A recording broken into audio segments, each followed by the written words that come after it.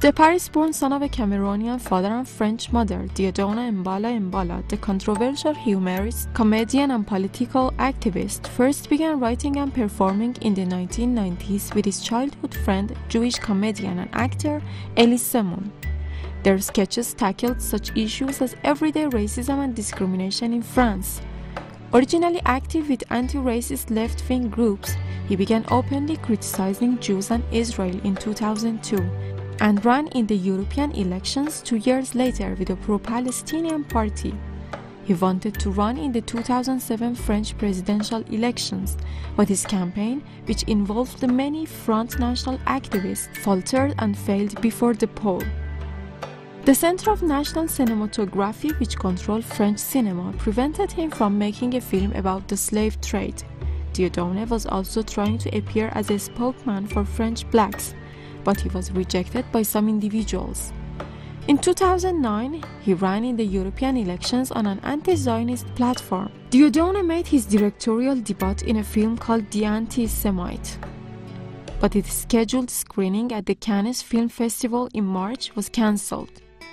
Recently, Dieudonné has followed the well-trodden path of a host of Western Holocaust deniers and traveled to Iran, meeting with then-President Mahmoud Ahmadinejad.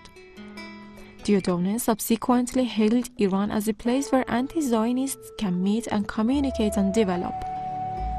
The comedian has repeatedly been fined for insulting the memory of Holocaust victims. He also ran for the European Parliament, hitting the anti-Zionist list. Having 7 convictions for anti-Semitic hate speech and being accused of deriding Holocaust victims and promoting Holocaust denial, Dieudonné describes himself as an anti-Zionist, not an anti-Semite. Successive French presidents from Jacques Chirac onwards have attempts to silence Dieudonné, resulting in dozens of his shows being cancelled. In 2009, Nicolas Sarkozy's government attempted to have him banned from running for the European Parliament. The current government of François Hollande has simply intensified the anti-Dieudonné offensive. It has put its military and civil service on notice. Doing the quenelle is a potential firing offense. French Interior Minister Manuel Valls said he is determined to make the controversial comedian Dieudonné pay hefty fines for what he called his racist abuse.